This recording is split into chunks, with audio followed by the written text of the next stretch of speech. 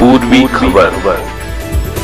Asansol Durgapur police commissionerate इलाके में health service को मजबूत करने के लिए एक जरूरी कदम के तौर पर यात्री साथी ऐप के जरिए एम्बुलेंस सर्विस सेवा शुरू की गई। पहल का मुख्य उद्देश्य सरकार द्वारा तय किए गए किरायों पर मरीज को जल्द से जल्द अस्पताल ले जाने की सुविधा को उपलब्ध कराना है।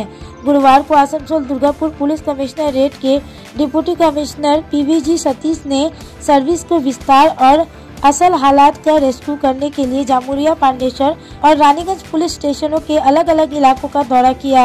इस दौरान उन्होंने रानीगंज के कई नर्सिंग होम में जाकर यात्री साथी ऐप बेस्ट एम्बुलेंस सर्विस के लिए लोगों को जानकारी दी। साथ ही डीसीपी सतीश ने एम्बुलेंस ड्राइवरों से बात की और ये निर्देश दिया कि यात्रियों को ट्रांसपोर्ट डिपार्टमेंट द्वारा तय किए गए सरकारी किराया ही लेना है।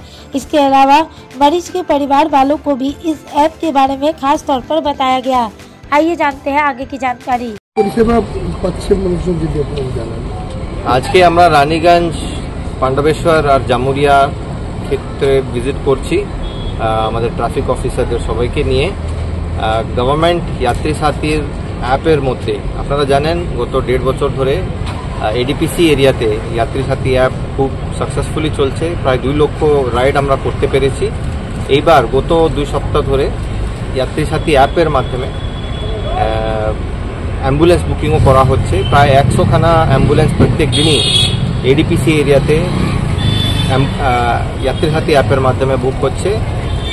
এইবার আমরা ভিজিট করছি হসপিটাল আর অ্যাম্বুলেন্স যেখানে থাকছে সব জায়গা ভিজিট করে আমরা অ্যাওয়ারনেস করছি যে অ্যাম্বুলেন্স যেগুলো বেরোচ্ছে, প্রাইভেট অ্যাম্বুলেন্স যেগুলো বেরোচ্ছে যেন যাত্রী সাথী অ্যাপ মাধ্যম দিয়ে হয়। ফেয়ারটাকে খুবই রিজনেবল করা হয়েছে। আপনারা জানেন আগে যে ডিমান্ড থাকতো ওটা পেশেন্টকে দিতে হতো যেহেতু তাড়াহুড়োর ব্যাপার। এখন রিজনেবল ফেয়ার করে দিয়েছি আর পুলিশ নিজেই দাঁড়িয়ে হসপিটালের কাছে বুকিং করাচ্ছে আর যারা হসপিটাল নিয়ে আসছে ওদেরকেও চেকিং করা হচ্ছে যে যাত্রী সাথীর মাধ্যমে বুক করা হয়েছে কিনা। যেহেতু ফেয়ার ফিক্স করেছে ট্রান্সপোর্ট ডিপার্টমেন্ট, সেই ফেয়ারটাকে মেনে চলতে হবে সবাইকে। আর আমরা নিরাপত্তার জন্য আমরা আছি আর সবাইকে আমরা যাত্রী সাথীর জন্য অ্যাওয়ারনেস করছি।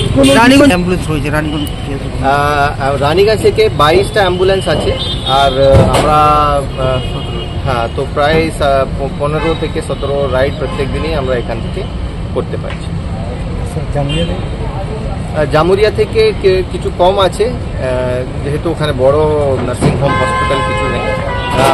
তাও আমরা যে প্রাইভেট অ্যাম্বুলেন্স বুকিং হচ্ছে 2-3টা করে হচ্ছে ওখান থেকে। আরও আমরা অ্যাওয়ারনেস করছি আপনাদের মাধ্যমে। সবাইকে অ্যাপিল করব যাত্রী সাথী অ্যাপটাকে ডাউনলোড করুন। ওখানে অ্যাম্বুলেন্স অপশন সিলেক্ট করলেই অ্যাম্বুলেন্স বুকিং ওখান থেকে আপনারা বুক করুন।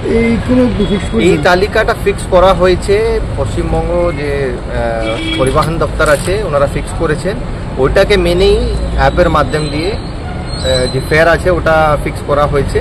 সেটা সবাইকে মেনে চলতে হবে। যে আগে থাকতো যে ইচ্ছা ও ডিমান্ড করছে যে না দিলে ও নিয়ে যাবে না বা দিতে হতো এমার্জেন্সির জন্য, তো সেই রকম এবার থাকবে না। আমরা সব জায়গাতেই আছি, সব বড় হসপিটাল, ছোট মাঝারি সব জায়গাতেই আমরা আমাদের স্টাফ দেওয়া হয়েছে।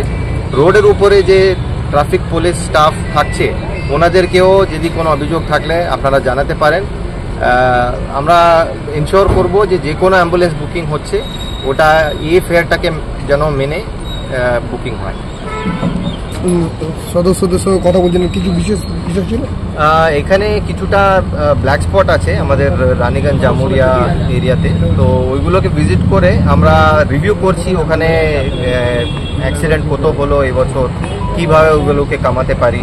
এইমাত্র আমরা রানীসাহের মোড় যেটা ব্ল্যাক স্পট ছিল গত বছর ওটা ভিজিট করেছি।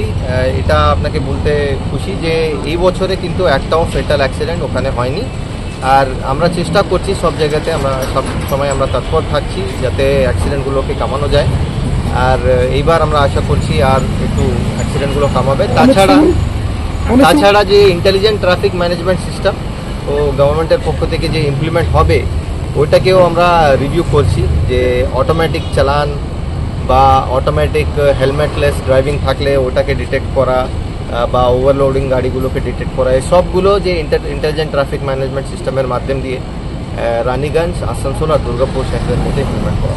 আমরা দেখছি বাইপাসের রোডে এবং বেশ কয়েকটা রাস্তাতে যানজটের সৃষ্টি করছে, রাস্তার ধারে গাড়ি দাঁড় করিয়ে দিচ্ছে, এই জন্য কোনো ব্যবস্থা নেবেন? তাদের কি কিছু ফাইন করা? আমাদেরকে অলরেডি আমরা সব ট্রাফিক গার্ডগুলোকে বলে রেখেছি, আর বিশেষ করে রানীগঞ্জে আমি জানি কি প্রবলেম মাঝে মাঝে রিপোর্ট হয়। তো যে ন্যাশনাল হাইওয়ের উপরে যে আমাদের ট্রাফিক অফিসার স্টাফ থাকছে ওদেরকে অলরেডি, হ্যাঁ সার্ভিস রোডে বিশেষ করে সার্ভিস রোড দেখুন, যেহেতু যে গাড়িগুলোকে দাঁড় করার জন্য ট্রাক লেবাই থাকার কথা, কিন্তু অনেক জায়গাতেই আমাদের এখানে সার্ভিস লেন ট্রাক লেবাই নেই। তাই আমরা দেখছি যে যেখানে সার্ভিস লেন পাচ্ছে ওখানে চালকরা হয়তো ওরাও ঘুম পাচ্ছে বা অনেক দূর থেকে এসছে, ওরা চালাতে পারছে না বলে ওরা দাঁড় করে রাখছে। তাও আমরা এই জায়গাগুলোকে ক্লিয়ার করে ওদেরকেও অ্যাওয়ারনেস করছি যেন ওরা ট্রাক লেবাইতেই যেন দাঁড় করে, যে দুবুড্ডিতে আছে। अब तक के लिए बस इतना ही, फिर मिलेंगे अगली खबर में। ऐसी और भी खबरों के लिए बने रहे हमारे साथ, देखते रहे। हमारे चैनल को लाइक शेयर सब्सक्राइब करना ना भूलें और बेल आइकन को दबाना ना भूलें और देखते रहें पूर्वी खबर। पूर्वी खबर, नजर सब पर।